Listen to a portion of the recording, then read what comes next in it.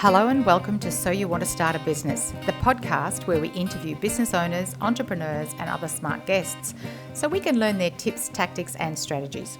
I am your host, Ingrid Thompson, and it is my absolute pleasure to bring you this podcast. Today is another in my white paper audio series where I introduce you to a business and its founder. I am super keen one day for Melanie Perkins, the founder and CEO of Canva, to be a guest on this show.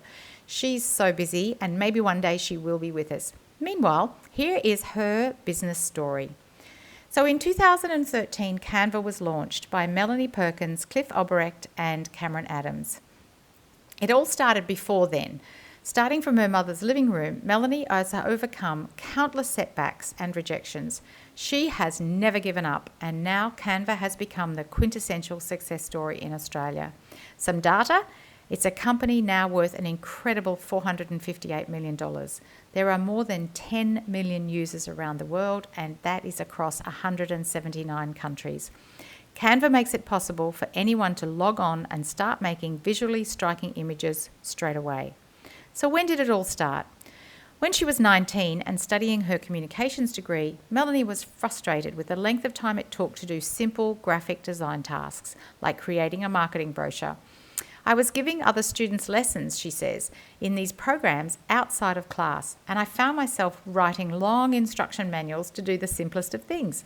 It seemed insane to me that it took 22 clicks to export a high-quality document. It was around about the time that Facebook was starting to take off, and Melanie noticed the ease with which everyone was jumping online and using the social network without any instructions. Melanie knew that everyone has a little bit of an artistic streak inside them. The trouble was that the tools to bring out their artistic streak were either too expensive or too clunky to learn. So she did what every good entrepreneur does. She made a product that took the complex and made it simple. Her idea was an easy online tool for people to design their own graphics and images. Instead of taking on the entire design world as a 19-year-old university student, Melanie decided to tackle a smaller problem first by developing an online design platform for the school yearbook market, and she called that Fusion Books. Within 5 years, it had become Australia's largest yearbook publisher, expanding into France and to New Zealand. To go on and later launch Canva, Melanie knew she needed investment and she needed a tech team. Finding the right people for both took her almost 3 years. She had a pitch deck that she took to every meeting, and after every meeting she reviewed that pitch deck more than 100 times across 1 year. She answered questions and fixed the reason for the rejection each time. So every time she was asked a question, she altered her pitch deck. She just kept going. Melanie said the normal thing to do after your 100th or your 80th or even your 20th rejection, no, would be to stop. No, you just have to persevere. And persevere she did, getting two big investors, Bill Tye from Perth and later Google Maps co-founder Lars Rasmussen, who became instrumental in Canva's success. She said, I've never met a startup that's had overnight success. There's no such thing. It was 3 years between meeting their first investor and actually landing the investment. 3 years. Canva has been 10 years in the making with so many trials and tribulations. Melanie says they're only really getting started. From the outside, it looks as though Canva is fairly well developed, but Melanie says they have only achieved 1% of what they plan to do. Here's her big vision. 10 million users sounds like a lot, but that's only 0.03% of the internet using population. She has a huge vision.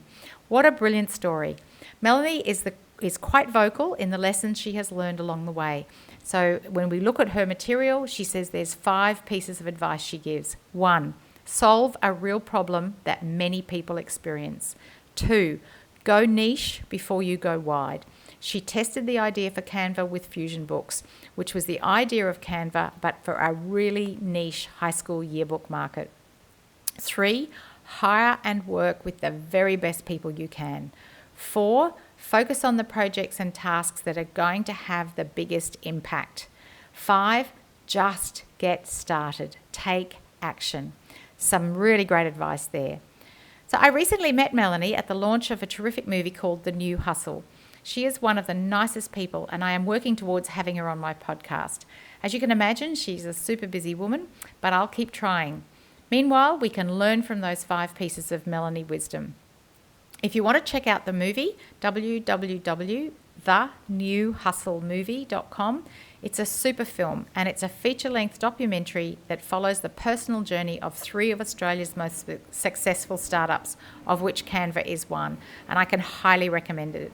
Thank you, Melanie, and thank you, Canva, for making all of our lives easier. If you haven't actually tried Canva, check it out, www.canva.com. Thanks for listening.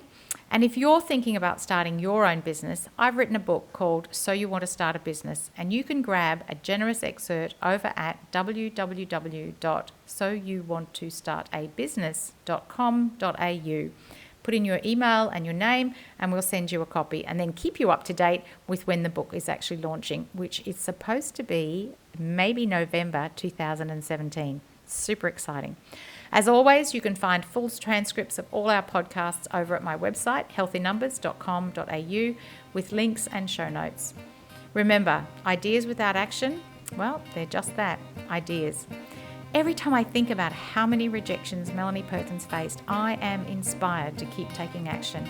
And I trust that listening to this, you might be too.